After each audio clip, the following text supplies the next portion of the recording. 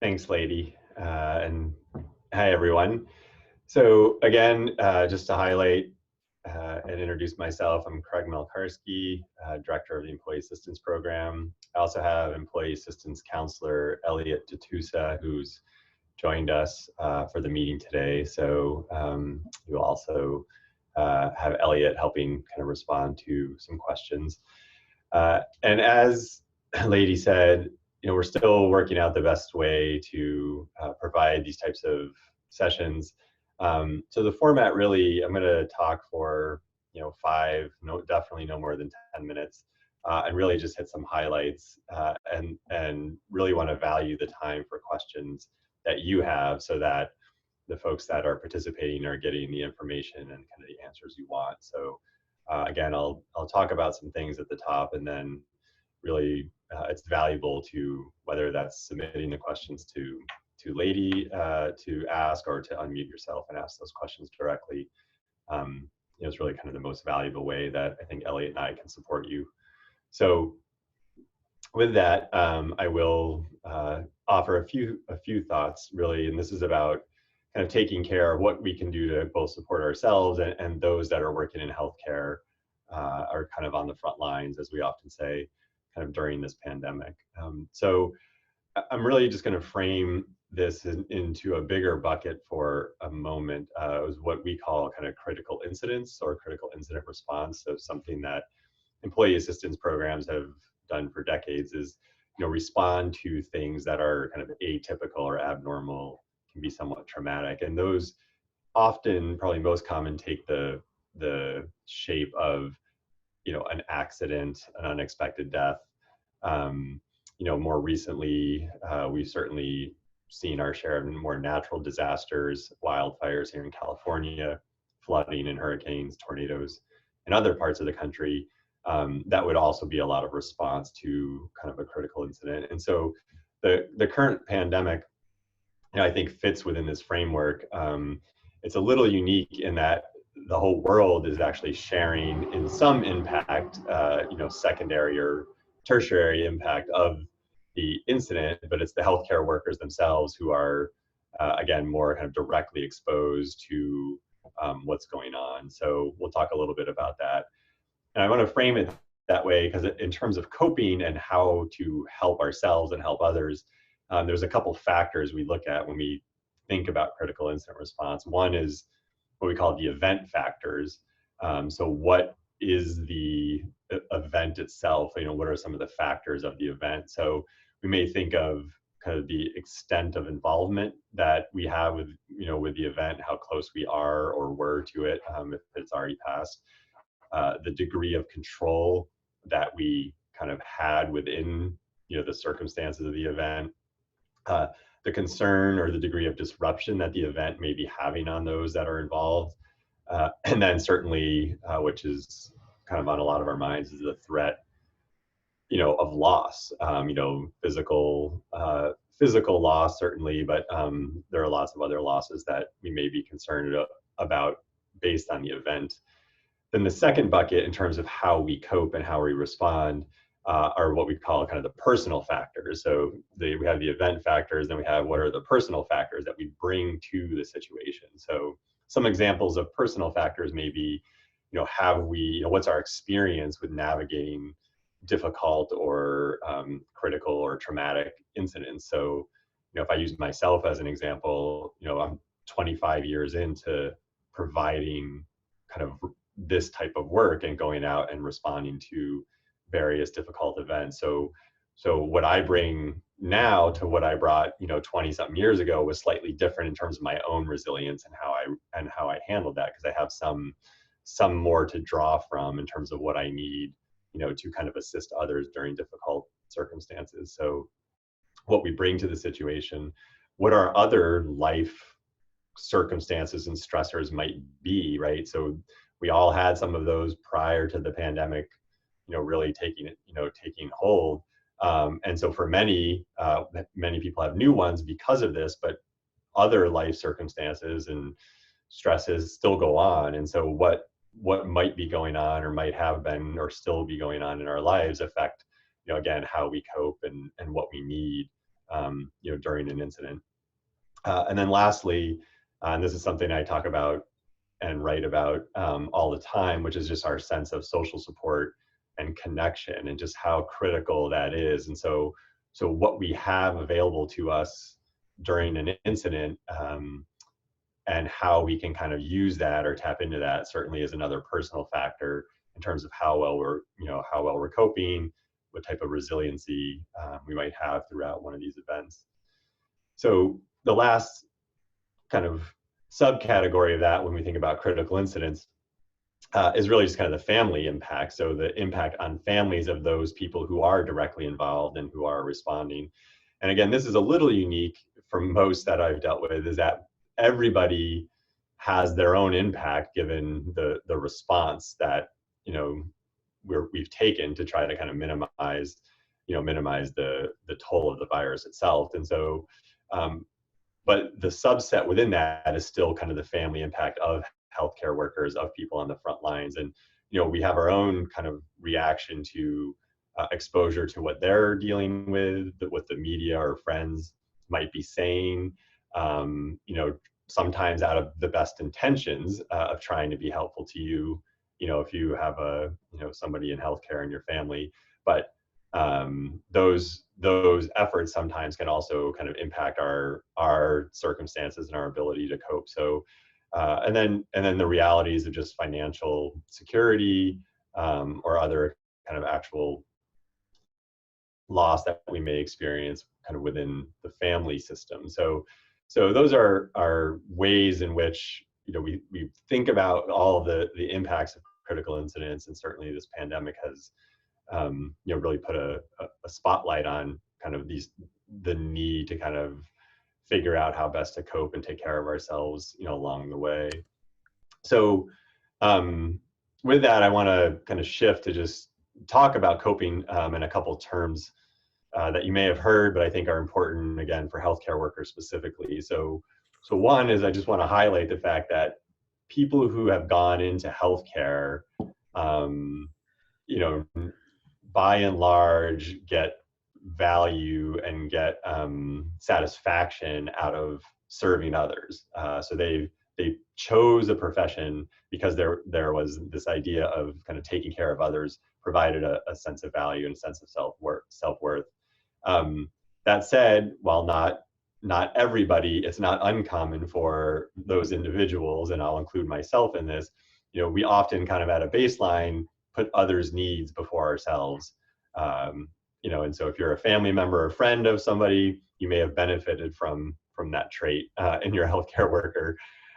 So what's really important to note now, when they're on the front lines, is that it's not automatic that a healthcare worker will naturally make good choices or even know how to kind of best take care of themselves, in these kind of heightened states of response and stress. So, you and any of us around people who are really on the front lines and responding really can play an important role in trying to help people kind of take care of themselves, because ultimately the best way that anybody can help others and respond in ways both in the moment and cumulatively is to do a really good job taking care of themselves.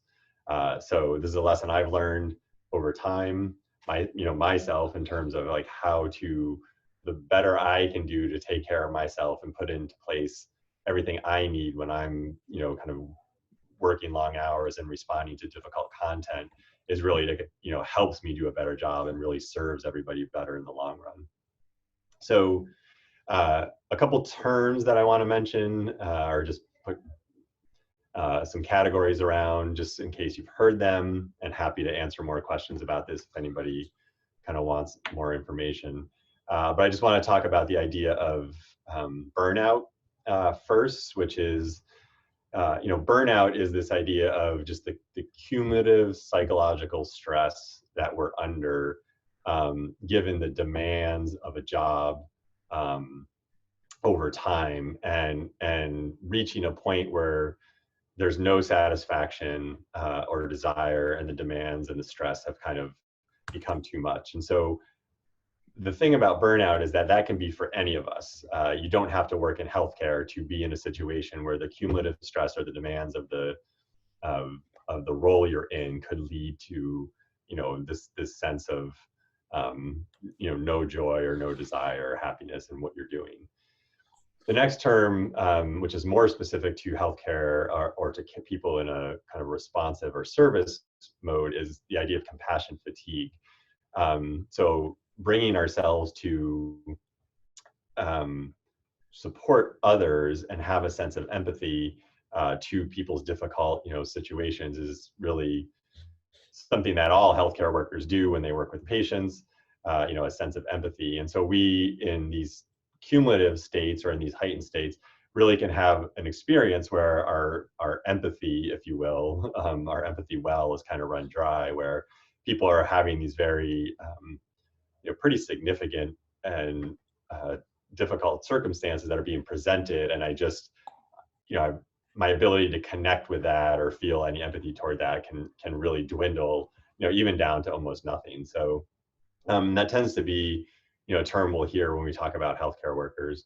And then the last one I want to mention is just like what we call vicarious or secondary trauma. And the difference with that, again, is very specific to responders or people who are being exposed to this type of content, is that the person or the responder or the healthcare worker actually is experiencing very significant psychological disruption, or you could even call it a psychological wound, based on their exposure to kind of the traumatic incident or the kind of cumulative experience. So you think of paramedics showing up on scene. You can think of any healthcare worker, doctors that may work in a kind of particular emergency room setting.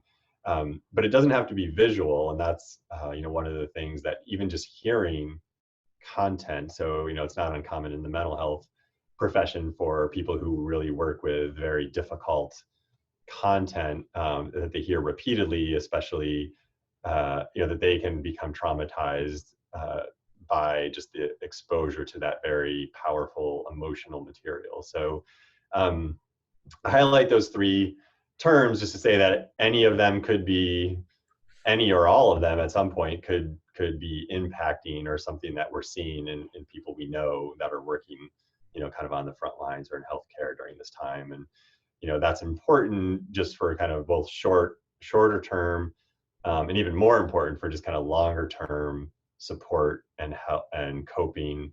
And I'll even use the word recovery because as we're going to talk about, what we're trying to do and the skills we can put in place on what we need now to get through today or this week will continue to evolve and change, as the weeks go on. And even when this is over and the intensity of the response is over, for all of those that have been responding, there will still be things that we need to kind of pay attention to and do to continue to take care of ourselves, even once the day-to-day circumstance of this pandemic isn't something that we're all living with.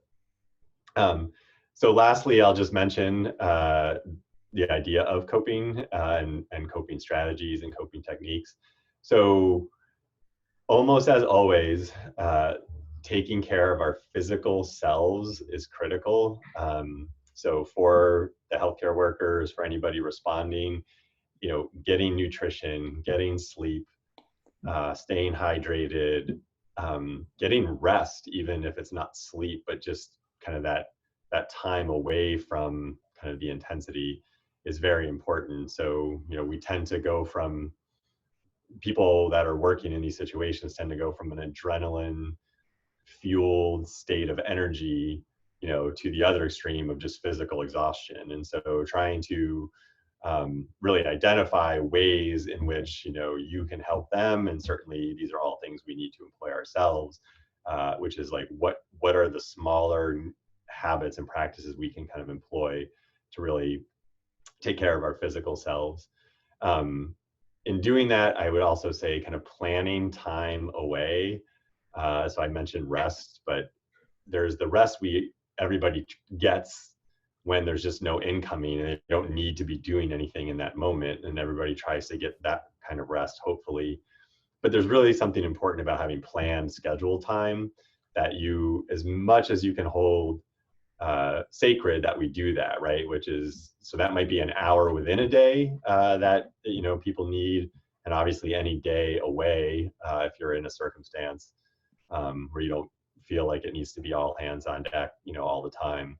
But getting that time away, and this is a practice we see, you know, with firefighters, with, you know, emergency room people, you know, with people who deal with kind of really difficult ongoing circumstances, that, you know, schedule time away from the front lines is because we know how critical that is to be effective and continue to be the most useful kind of in response and in taking care of ourselves.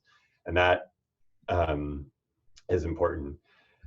Third, and probably one of the you know, most important things in a circumstance like this that you may not have heard of, you know, in terms of coping, is to have the person, the healthcare worker, be as directive as possible in terms of what they need. You know, and again, what they need is going to change, right? What people need on a daily basis as we fast forward, you know, the next day or the next week, as circumstances change, as, you know, their capacity changes, what they need might look different. And so as somebody who's trying to be helpful and supportive to healthcare workers, you can play a really important role in asking them to tell you what they need and asking them what they think they need, right? You know, and I would keep those things pretty small, you know, hopefully. And again, I can give an example.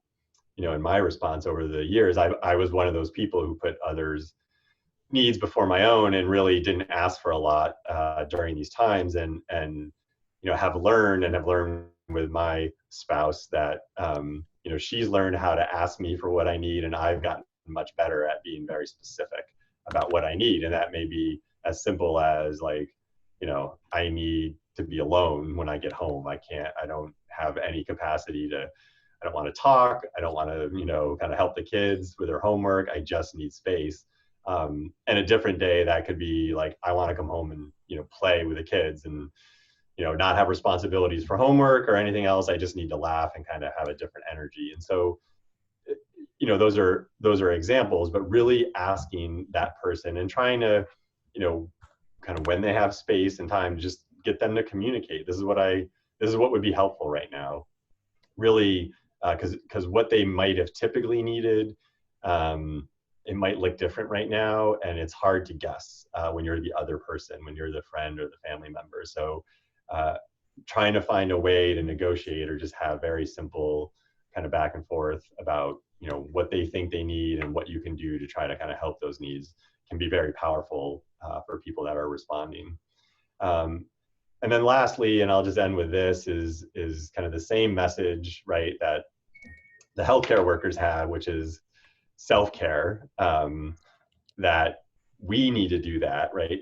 Just like they're trying to help patients and trying to help their colleagues and patients who are on the front lines, in order for us to help the people that we know and love that are in healthcare, we ourselves need to be taking care of ourselves so we have capacity to do that. So, you know, the same principles apply, where we need to take care of our, you know, physical, mental, and emotional well-being as best as we can. And that may look different, right, than what we typically would do given all the circumstances, you know, in terms of the restrictions and, you know, having people that are responding, you know, in an intense way.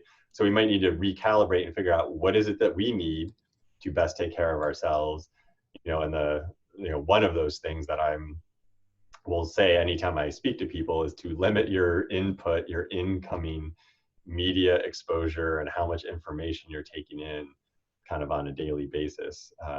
Doesn't mean none, and there's important information to gather, but we just don't need, you know, kind of minute by minute or hour by hour kind of updates or stories. So, you know, trying to kind of find ways to limit that, you know, is only one thing, but, you know, it's one important thing in terms of taking care of ourselves, you know, while we position ourselves to be in the best shape to take care of those that are working in healthcare. So with that, I will stop there as just kind of setting the table and maybe look back to, I don't know, Lady, if you want to start, or if anyone just wants to kind of unmute to see what kind of questions we have. Yes, thank you so much, Craig. And as mentioned earlier, if you have any questions, please feel free to put them there in the chat box, or you can unmute and ask a question. I did get a question here earlier, so just wanted to start with that. So Craig, you talked a little bit about the dwindling empathy well when you were talking about compassion, fatigue.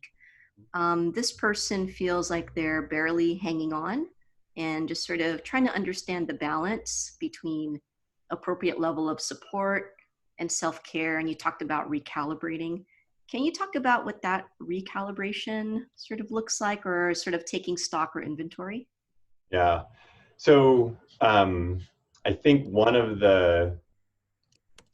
just the comment about barely hanging on, I talked about this when we talked last week about anxiety and how to take care of ourselves. But there's a couple parts to that. One is it's real, right? The stress and the challenge that everybody is facing, not just healthcare workers, given changes to the economy, changes to our ability to have social contact, changes to our work, and if you have kids that are out of school and all these experiences. So there's a real impact that people that aren't in healthcare are all also experiencing, right? So I know today we were trying about to support the healthcare workers, but I don't want to minimize the idea that if none of us or none of our family members work in healthcare, we all are having these very real impacts. And so, it is critical to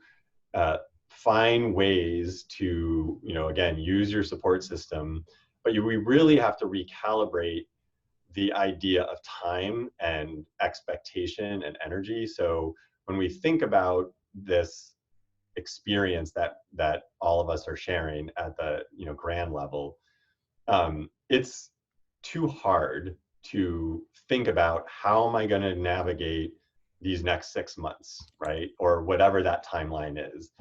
And yet, simultaneously, we have to think about this situation, or at least identify that this situation could last, some protracted period of time. So we have this goal of acknowledging it, but then once we do that, then we are really just recalibrating to what can I do, or what should I try to do to just take care of today, and I usually tell people just don't think longer than 2 weeks, because it's pouring a lot of energy into this massive kind of situation with a lot of unknowns.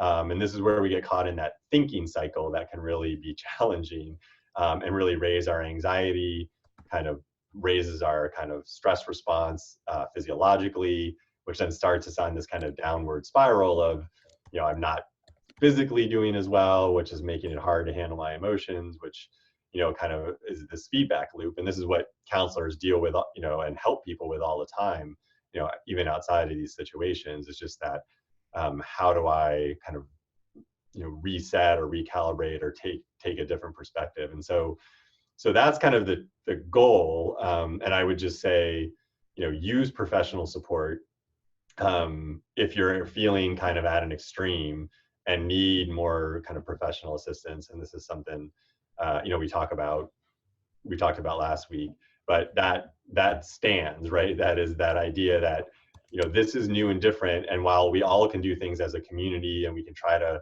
understand and take some small steps to cope in the best way possible, that doesn't preclude us from potentially needing, more support from a professional to kind of help us bridge, this very unique, and difficult time. Thank you, Craig. Other questions? Feel free to unmute yourself if you have a question out there.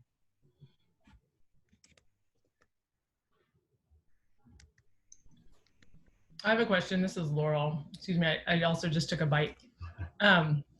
My partner is a nurse, and she's following the news pretty closely.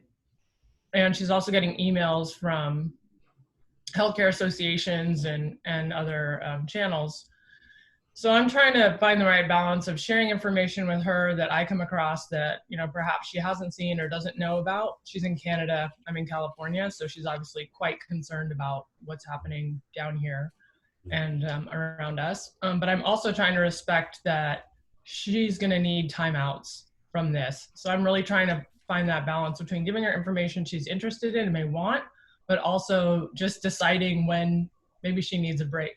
Mhm. That's a great question, and so I I appreciate the this kind of highlights a little bit of the communication negotiation we were talking about, and it's also kind of identifying that there's two sets of needs, right? There's her needs, but there's also yours, and those don't go away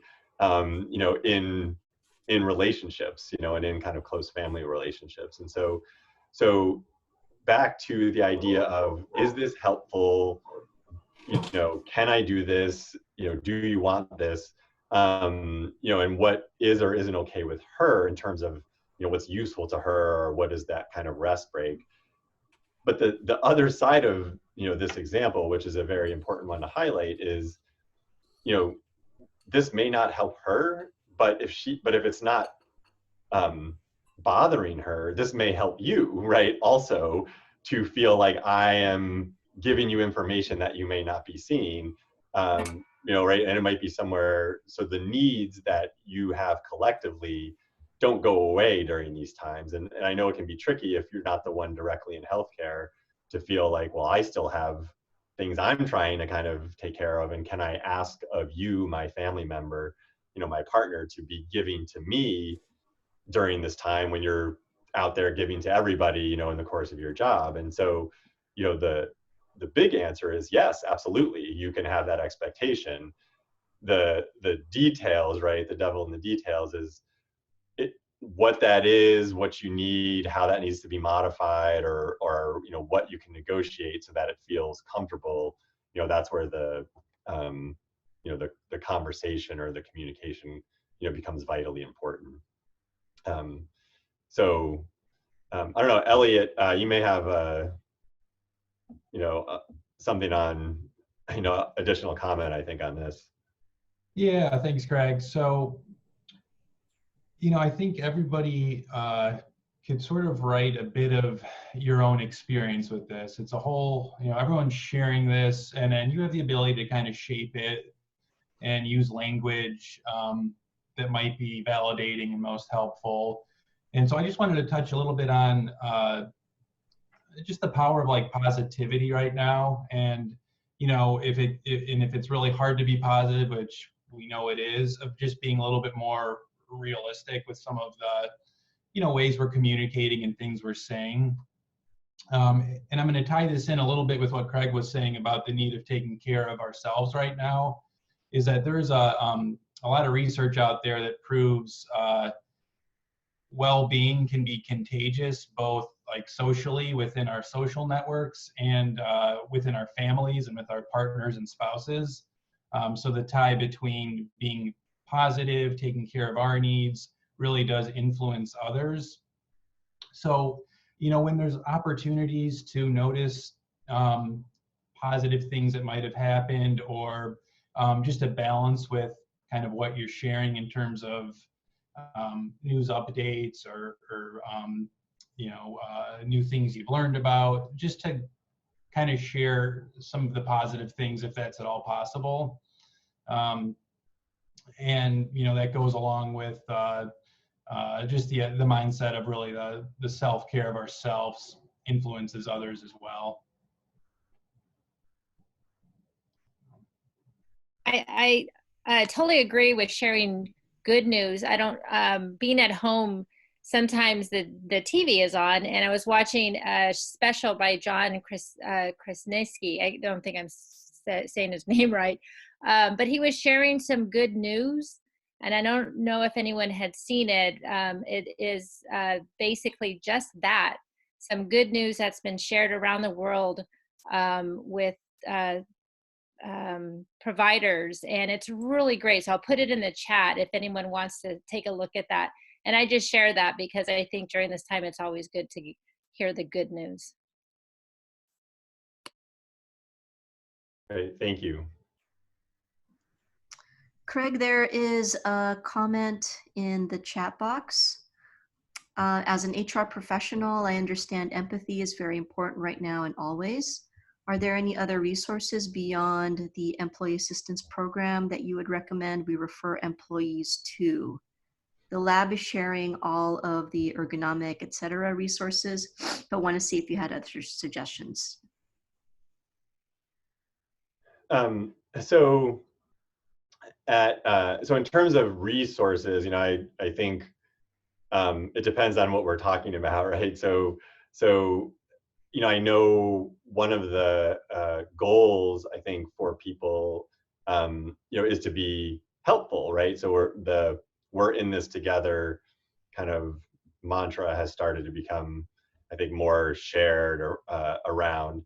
And so it's this idea of like, what can we do to help our community, to help our neighbors, to feel like we're kind of involved, again, some sense of control.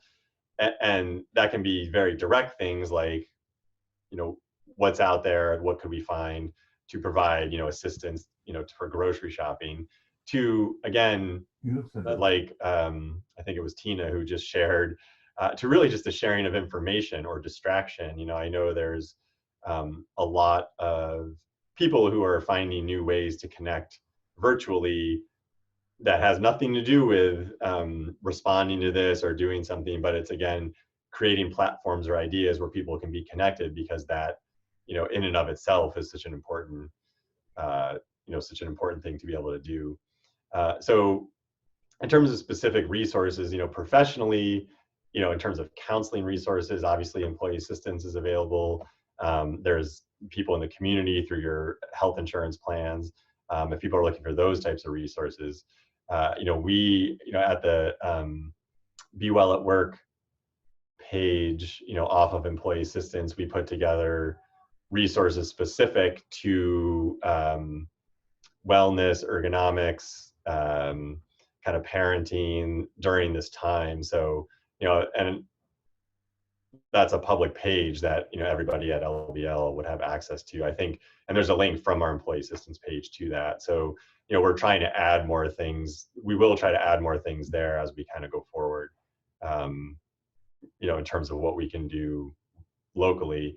And then the last thing I think I might even mention last time was people are more continuing to try to do that more social, what do you call it, kind of networking, in the sense of like job shares, or there's basically matching, I'm looking to do something, or I have this need, and who could potentially connect with others, in order to help do that. Because I think feeling productive and feeling connected, again, is a very healthy thing to do. And I know a lot of people feel like they're stuck, not being able to do, depending on their job or their circumstance, where it's like, I can't be as useful or as productive as I used to be. And so finding ways to maybe, channel your talents and your energy kind of elsewhere can also be, very helpful.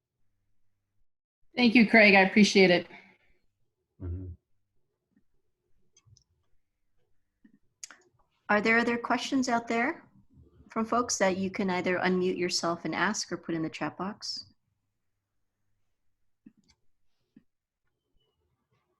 This is Laurel again. As Jerry, my partner in Canada, looks towards California, and her anxiety increases as the number of cases increase in her own hospital in Canada, and she sees the numbers going up here in California. How can I reassure her that in my daily life, the risk to me is low?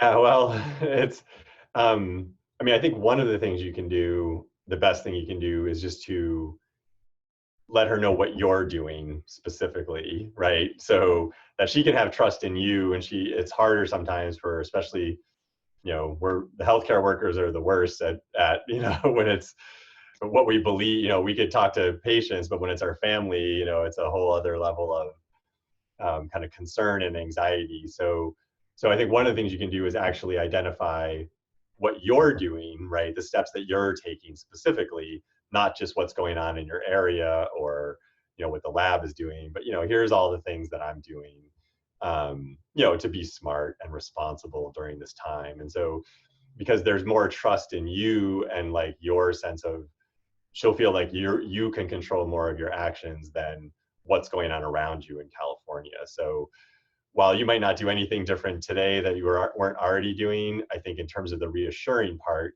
it's really just to communicate, here are the things that I'm doing, and, to take care to not get sick, and that she can kind of have that trust that you're, taking those steps. Thank you. And then on the flip side, because many may have, friends or loved ones in healthcare, how can we manage our own anxiety that they may at some point come into contact with it and test positive and, have some symptoms? Yeah, so, this is one of those things where it's trying to not get too far ahead of yourself in your thinking, even though it's human nature. So I would never expect that nobody has those thoughts or those concerns, and they're real. I mean, anybody may come in contact with it and certainly may get positive, right? Healthcare worker or any of us. And so, but obviously healthcare workers are putting themselves, at higher risk, by definition, by potentially being in front of people. So how to manage your own anxiety around that? The first part, right, is just some acceptance to that this is possible, right? And not try to kind of control all the variables to think that, here's all the things that I want you to do or to prevent it from happening. And then really work on just the idea of like, but it hasn't happened. And I know she's, taking appropriate steps, and that if, I would assume like, practicing good thoughts, like she would be one of the first people as a healthcare worker to be paying attention to possible symptoms, to be testing, to get early, kind of treatment or connection if needed. But it really becomes more of those types of thoughts, right? Not living in the what if scenarios too long, even though all of us naturally are going to ask ourselves what if, but not getting stuck there and really trying to bring ourselves back to, well, what if is not what is currently, and that, if things change, you'll kind of deal with that when the time comes. Just to add something, Craig, to what you were saying too, is finding like the right balance where we could validate and kind of acknowledge that, I'm nervous about my partner potentially getting sick or my family member. But then in that moment, if we could establish like what we can do here and now about coping with kind of that worry. So a lot of times this is like adding an and to maybe the stream of thought that you're having. I'm really worried about my partner getting sick, and I realize right now I can, take a deep breath, or what can I do in this moment that I have control of that, takes care of my needs and lessens a bit of the worry, as opposed to forecasting out fears and things that are really out of our control.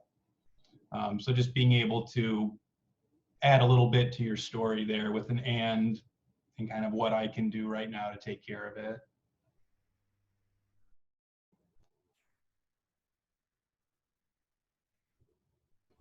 This is Lady. I have another question here in the chat box about a family member who is also on the front lines in healthcare. I'm afraid this situation may force my family member into making life or death choices they normally don't have to make with their patients. And we understand that we're not at that point yet. But is this something that a topic I should stay away from or discuss in a theoretical context? I don't want to overwhelm them, but it does concern me. Yeah, so if your family member in that situation has kind of raised that concern, then it may be something you can, again, very gently just, in the right moment, ask, if they wanted to kind of talk about it or think about it at all. And then also modeling and helping them, hear, so you can allow them to express their thoughts or their concerns or their what if, again, back to what if or what might be coming, without trying to solve it for them or come up with solutions. So part of the support is to allow the expression of it. And then the second part is to then help them, just like we've been talking about, kind of come back to, but this is where we are. They're not having to make those decisions right now. And so, not trying to kind of spend a lot of, their precious, mental, emotional energy kind of thinking about maybe having to do that when that's not what we have to, the situation they're in right now. If they're not raising it as a concern or something that they're thinking about or that they want to talk about, kind of bring that up, or if it's something that you're thinking about, of like, oh gosh, what if they're in this situation? How are they going to do that? I'm sure it's going to be, such a hard ethical and just humanistic kind of place to be for a provider. And so again, I think it's one of those, if it doesn't seem like it's something that they're thinking about or that's causing distress, at this point, it probably also doesn't add a lot of value to kind of specifically raising that issue. In a general way, if you're having an opportunity to connect, you can certainly always find ways to say, is there, in the how are you doing and what can I do for you and what do you need conversation, there's always the, is there anything, you're thinking about that, you just want a chance to kind of express or unload, to somebody outside of kind of the healthcare system or their colleagues. And so, one of the values of being, that we all play for others who are in the healthcare system, is kind of not, if we're not in that daily world, in a hospital, in a doctor's office, kind of responding, we have a different perspective, we have a different experience. And there's two sides to that. The one side is like, we can't really know or understand exactly what they're dealing with and what they're doing, and we shouldn't try to, right? we shouldn't pretend that we can. But the flip side of that is, we can really kind of normalize and round out and kind of bring people out of that kind of emotional, mental environment, which is very healthy and balancing, for pockets. So one of the analogies I heard early in my career around kind of responding to critical incidents was this idea of, it was after a hurricane, and I was working with, another psychologist who was kind of really leading the response. And he talked about this idea of people, quote, staggering in sync, meaning that, everybody's staggering around, but looking at each other, and since everyone's staggering, it seems normal. And that it takes somebody kind of from that wasn't in that direct environment, that was directly impacted, to come in and sometimes provide a perspective to say, this, what you're doing and how you're doing isn't normal in terms of, it may be a normal response to an abnormal event, but it isn't kind of baseline what we're, hoping for. So this is the identification to then start working towards, what kind of coping strategies can we put into place. So there is that opportunity to say, hey, if I'm outside of the day-to-day medical healthcare provider experience, some of that perspective can be very useful. Thank you, Craig. I think with that, in terms of thinking about their own experience being on the front lines, there's a question here.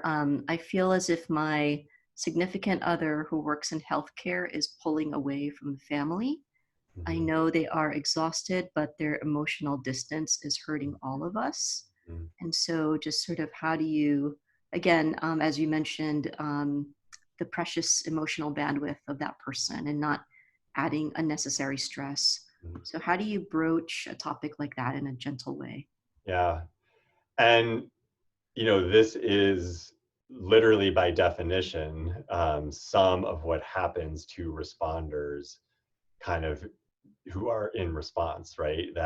So first, just to know that I would call that, not unexpected. Not that everyone will do that, but certainly it's not just your particular family member. This is a very common response and experience for people that, you know, they're involved in something and they're responding, and you kind of band together with, you know, the people who are also responding, and like you become very connected and linked to the mission, to the people who are in it with you, and everything outside of that, you know, becomes like a burden almost, right? It's like I start to put arm's length to all of that because I can't, you know, you don't get it and I can't deal with it, with you not getting it, or anything outside of what I'm dealing with in front of me. So one, I just want to comment that that's not, you know, that's a very common experience for people.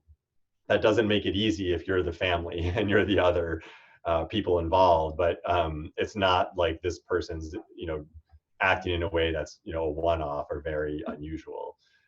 So, and this gets into, you know, some of those definitions I talked about, you know, with vicarious trauma and burnout, when I mentioned like the longer term needs to kind of cope, and I use the word recover, and that's part of what we're talking about. This is a very good example of there's going to be recovery, you know, ultimately required, you know, through this process. And so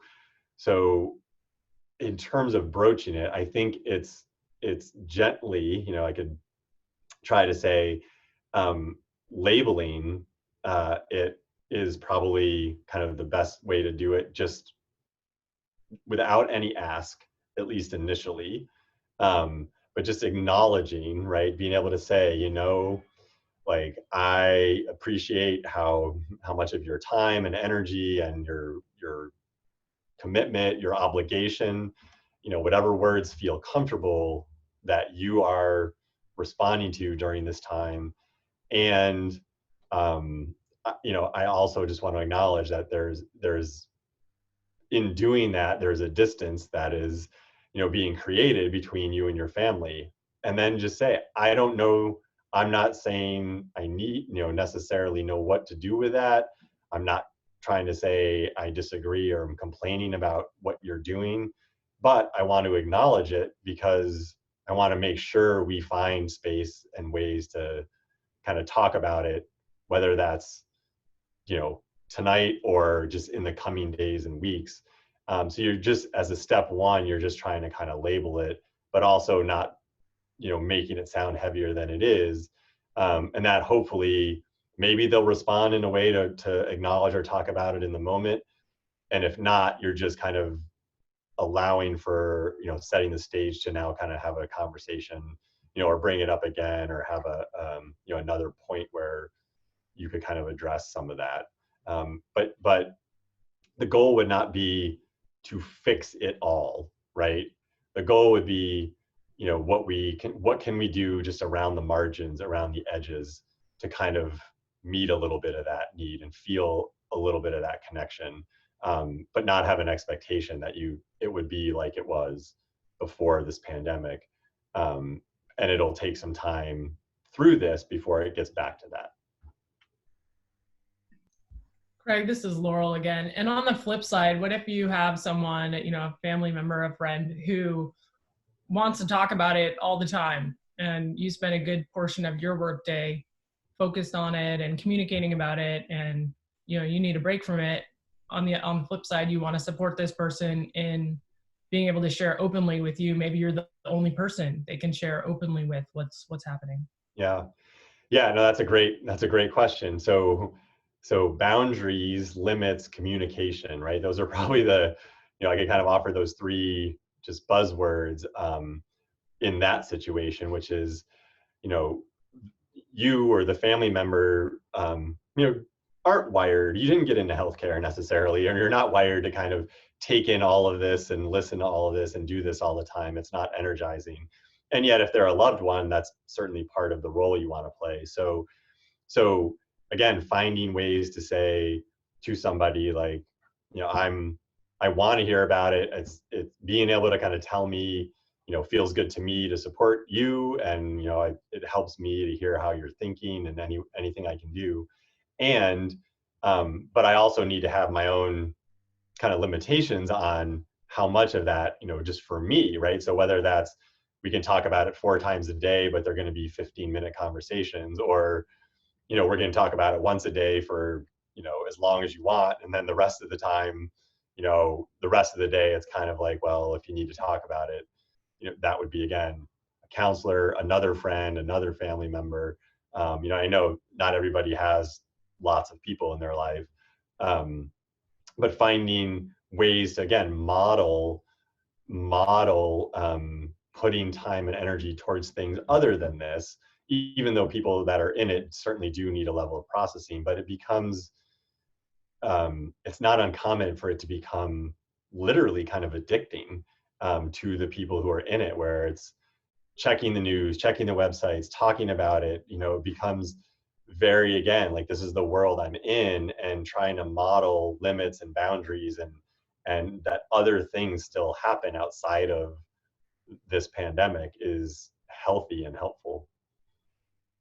I think we have time for one more question. If there are any out there in the audience, you can unmute yourself or type in the chat box.